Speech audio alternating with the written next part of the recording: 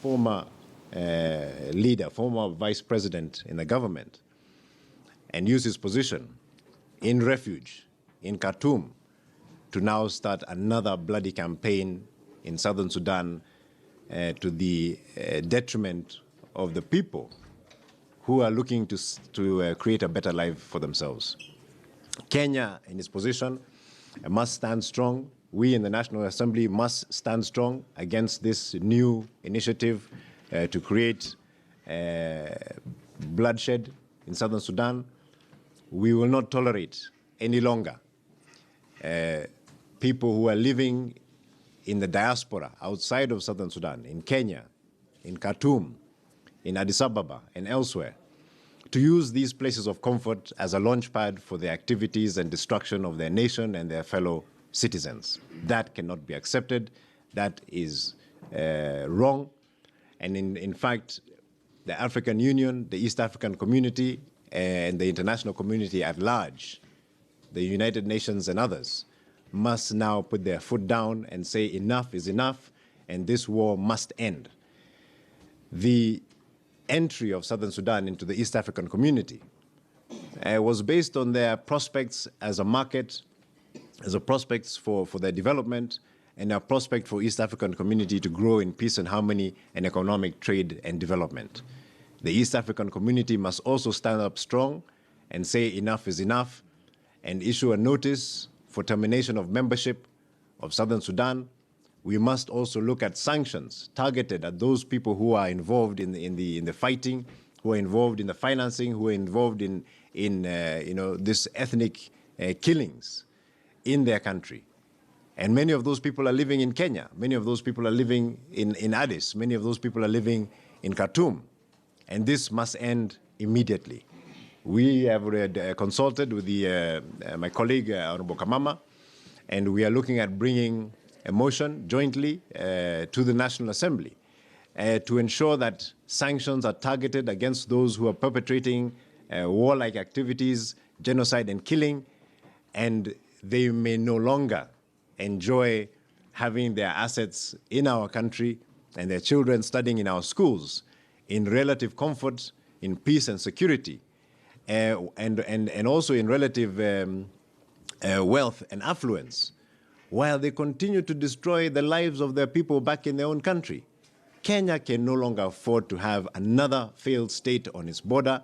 We are open-armed to support and develop southern Sudan, but we will not stand by idly and watch as southern Sudan is taken back into the gutter with bloodshed all over and the wanton destruction of lives as we stand by and watch. We must, as a nation, put our foots down and stand up strongly and say no to the activities of Riek Machar. He must be warned in no uncertain terms that his calls for his people to rise up and cause further bloodshed and bloodletting are not acceptable and will not be allowed by the East African community, the African Union, and Kenya as a neighbor. That must not be allowed, and that must end immediately. We are aware that even as we speak, there are initiatives ongoing for reprisal killings, for further operations by rebels against the government.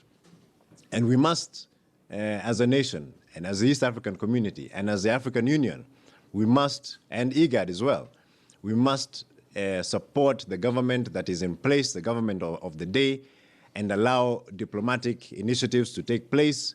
We welcome even Riek Machar to the diplomatic table so that we can resolve issues in peace and using diplomacy. But using illegal actions of insurrection and war and rebellion against the government in place is not acceptable. And we as the National Assembly and we as Kenyans who are supporting our friends in Southern Sudan, because we want peace and harmony and development for our mutual benefit, we will not stand by idly, watch, and allow that to happen. Thank you. Maybe lastly, I just wanted to also urge the current president of Southern Sudan, President Salva Kiir, to ensure that all communities are treated fairly even in the absence of Riek Machar in that country, because we have an acting deputy president. We want fairness to all the people of Southern Sudan. So the President Salva Kiir should ensure that all the people, whether they're in Jonglei, whether they're in the Unity State, whether they're in all the southern side, all of them should be treated fairly, so that they're also not encouraged to really feel that they are being discriminated against. So we need that fairness. Lastly, we want the people of Southern Sudan to ensure that the way forward is not the way of becoming a refugee or a soldier. Because from 1983, in Southern Sudan, people are either in the bush as soldiers, even child soldiers, or they're refugees in Kenya or in Uganda, or also in Ethiopia. So that life, they must change from that life and ensure that they go back and build their country so the children can get education, so they can start doing business, and so that they can also have a strong nation. So the issue of thinking of being a refugee or being a soldier, that nonsense must end. Yeah. So otherwise, honourable members, yeah, one lady. Yeah. You should also concentrate on children and suffering of women. Yeah. I think war is mainly caused by men, and it fights women and children. So it's always fair to have a woman. I want to say that it is unfortunate for a leader to continue castigating war, because at the end of the day, if everyone is killed, he'll be the president of who? And Kenya has been in the process of repatriating the people from the camp, yet the people are coming back again. The children are suffering, the women are suffering, and this is not acceptable at 21st century anymore. I think East African community has to take all that it takes. We have to start with IGAD agreement. Ceasefire is the way, but not just ceasefire. Ceasefire with the time frame, ceasefire with the limit, because people cannot have ceasefire forever. The war must end. Time has come that the war has to end, and Southern Sudan cannot continue to be a burden of Kenya. Our Kenyans are also suffering there. We have several women there. We have our youths there. The business are suffering.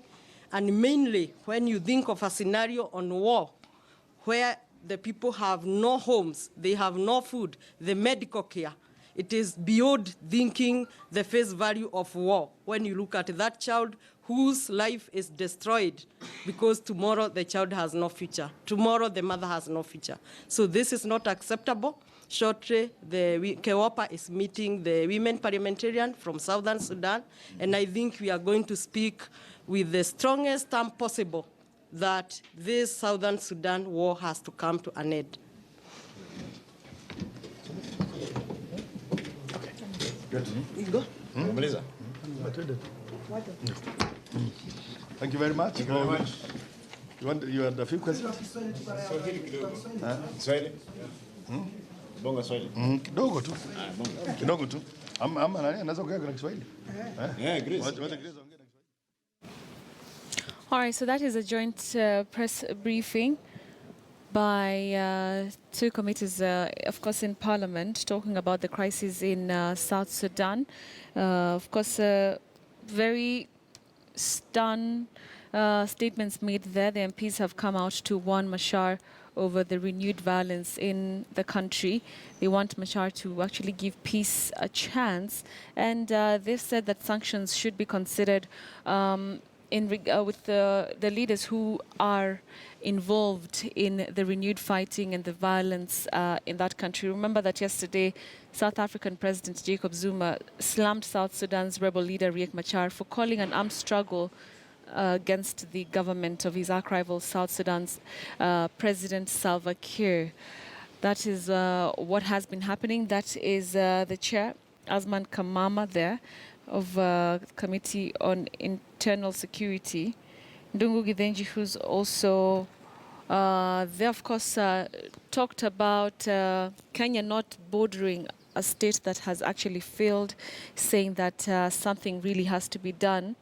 he also mentioned that some of the leaders who are really involved heavily in the fighting in South Sudan, some of them, the children live here in the country, in Kenya, and of course action should be taken against such leaders who of course start war back home or incite war back home, but then of course come to Kenya or other different states to seek peace or asylum. All right, so that is what has been happening there.